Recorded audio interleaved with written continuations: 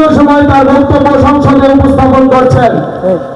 তার চিন্তা চেতনা কিভাবে ঢাকা 18 উন্নয়ন করা যায়, ঢাকা 18-কে, ঢাকা 18 জনগণ কিভাবে সুখে থাকবে, শান্তিতে থাকবে, সকল সময় তিনি এই চিন্তায় বিভোর। আপনারা জানেন ইতিমধ্যে অনেকগুলো উন্নয়নমূলক কর্মকাণ্ড তিনি হাতে নিয়েছেন। এখন মিডিয়ার যুগ, সকল কিছু কিন্তু ওপেন। তার বক্তব্য দেখেন, তার সাথে আপনারা অনেকেই ফেসবুকে সংযোগ আছেন। তাই সম্মানিত 12 নং সেক্টরের অধিবাসী, প্রিয় সেক্টরবাসী, আপনারা আমাদের এই নেতাকে ছাত্র জীবন থেকে চিনেছেন। ছাত্র রাজনীতি করেছেন, যুব দলের রাজনীতি করেছেন, বিএনপি রাজনীতিতে তিনি সফল।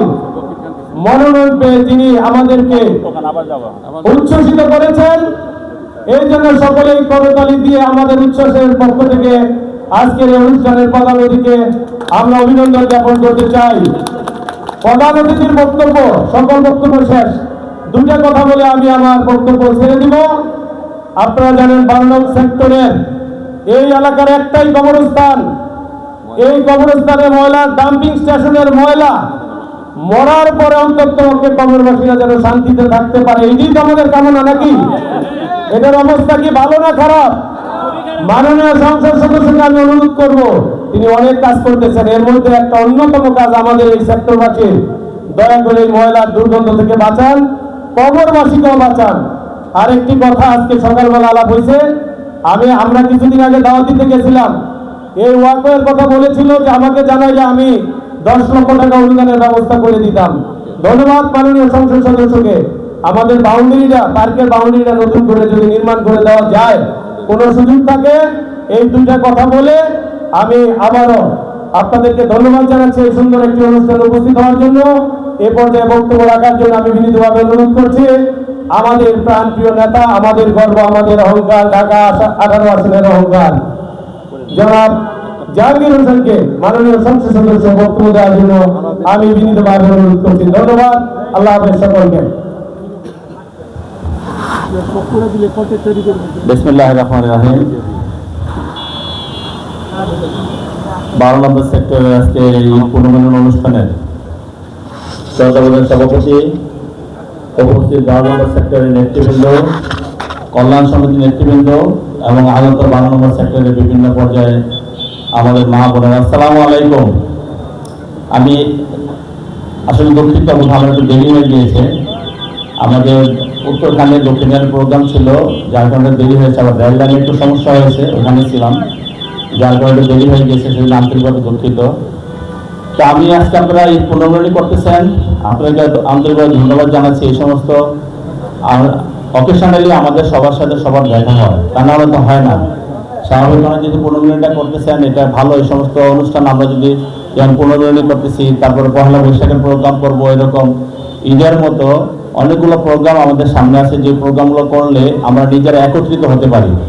আর একত্রিত হলে একটা সুবিধা হয় যে আমাদের নিজেদের মধ্যে যে বন্ডিংসটা হয়, এটা পরবর্তীতে এই কল্যাণ সমিতি বা এই 13 নম্বর 12 নম্বর সেক্টরে আমরা যারা থাকি সবার জন্য সেটা কল্যাণকর হয়, সবার জন্য কাজে লাগে। আর কিছু হোক বা না হোক, সম্পর্কের যে ঘাটতি থাকে সেই সম্পর্কের ঘাটতিটা পূরণ হয় আশা করি। তো আমি বলতে চাই যে বাইরে কথাটা বলেছেন দেলোয়ার ভাই, যে 10 লক্ষ টাকা আমরা দিয়ে দিতাম, এটা আসলে এইভাবে না। আমি বলেছি যেহেতু আপনাদের এটা সেক্টরের একটা কাজ, এটা যদি আমাকে বলতেন তাহলে হয়তো আমি চেষ্টা করতাম কোনো মন্ত্রণালয় থেকে এটা একটা অনুদান এনে আপনাদের এই কাজটা করে দেওয়া যায় কিনা। কল্যাণ সমিতি এত বড় খরচ কেন করবে? কল্যাণ সমিতিতে অনেক কাজ আছে। তারপরে আপনাদের মাঠের ব্যবস্থা বা অন্যান্য যে কোনোগুলো, এই কাজগুলো তো এটা সরকারের কাজ, সরকারের দায়িত্বে যারা থাকবে তারাই সেই কাজগুলো করবে।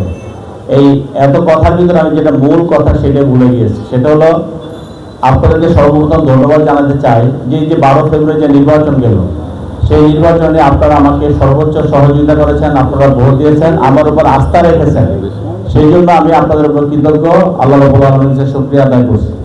এবং আমি আপনাদের কাছে বলে যেতে চাই যে আপনারা যখন যে কোনো ব্যাপারে কোনোটাকে ছোট মনে করবেন না, যখন যে কোনো ব্যাপারে বা লজ্জা পাবেন না, এটা আপনি ব্যক্তিগত কাজে তো কেউ যাবেন না, আপনাদের কল্যাণ সমিতির সাথে অন্য মানুষের সাথে যখন যে কোনো ব্যাপারে আমার কাছে যাবেন বা আমাকে ফোন করবেন, আমি যদি পারি আপনাদেরকে চেষ্টা করবো আপনাদের উপকার করার জন্য, আর না পারলেও সেটা আমি বলবো। কিন্তু আপনারা যদি সেই কাজটা না করেন বা সেই আমার কাছে না যান, তাহলে আমি তো আর জানবো না যে আপনাদের কোন জিনিসটা দরকার। সেই জন্য সবসময় আপনি এই জিনিসটা খেয়াল রাখবেন যে যে কোনো ব্যাপারে যে কোনো সময় আপনারা কিন্তু আমাকে নির্বাচিত করেছেন আপনাদের কল্যাণে কাজ করার জন্য। আপনারা আমাকে নির্বাচিত করেছেন আমি খেয়ে দিয়ে বড় হব সেই জন্য না, কিন্তু আপনাদের কল্যাণে যাতে কাজ করতে পারি সেই কাজ করার সুযোগটা যেমন আপনাদের করে দিতে হবে। আপনাদের একটা কাজ আমাকে দিয়ে একটু ধৈর্য ধরতে হবে। ইনশাল্লাহ যার যেখানে যে কাজের প্রয়োজন, যেটা যৌক্তিক যে কাজের প্রয়োজন সেই কাজটা আমি করে দেবো ইনশাআল্লাহ। আরেকটা হলো যে কল্যাণ সমিতি নিয়ে আমি আগেও কথা বলেছিলাম যে এই কল্যাণ সমিতি আপনারা 12 নম্বর সেক্টরে থাকেন, আমি থাকি 9 নম্বর সেক্টরে। এখানে কি সুযোগ সুবিধা দরকার, এখানে কি সমস্যা আছে সেটা কিন্তু আমি সেভাবে জানবো না আপনারা যদি আমাকে না বলেন। এবং এখানকার সমস্যার সমাধানের জন্য আপনাদেরকে সবচেয়ে বেশি উদ্যোগী হতে হবে। এখানে বিভিন্ন ধরনের সমস্যা থাকতে পারে, অন্যান্য সেক্টরগুলো যে অনেক ধরনের দেখা গেল। আমি বারবার 4 নম্বর সেক্টরের কথা বলি। 4 নম্বর সেক্টরটা কিন্তু অনেক ইনফর্ম একটা সেক্টর, সেখানে অনেক ধরনের সমস্যা থেকে সেখানে তারা রেহাই পাচ্ছে, তারা নিজস্ব মেকানিজমে তারা চলছে। এই 12 নম্বর সেক্টরে যদি মনে করেন সেরকম কিছু করা দরকার, অবশ্যই আপনারা সেটা করবেন, আমি আপনাদের পাশে থেকে আপনাদের সহযোগিতা করব। আর অন্যান্য যে জায়গাগুলো আছে আইন শৃঙ্খলা রক্ষাকারী বাহিনী যারা যখন দরকার আপনারা আমাকে বলবেন, আপনারা নিজেরাও বলবেন, আমাকেও বলবেন, আমি সহযোগিতা করবো। আর ময়লার ব্যাপারটা এটা আমাকে এর আগেও যখন আপনারা বাসায় গিয়েছেন 2 জন বলেছেন, আমি প্রশাসনের সাথে কথা বলবো। আমাদের যে সিটি কর্পোরেশন প্রশাসক আছে, এটা যে জায়গায় করা যায় আমি এর আগে উত্তরখানেও একটা চেষ্টা করতেছি। এখন এটা স্বাভাবিক কারণে এখানে কবরস্থান একটা আপনার বাসা বাড়ির সামনের বাসাগুলো যেগুলো ফ্রন্ট লাইনে যে বাসাগুলো আছে, আমার মনে হয় তারা তো অনেক কষ্টে থাকে, তাদের গন্ধ আসে এখানে, এটা সত্যি।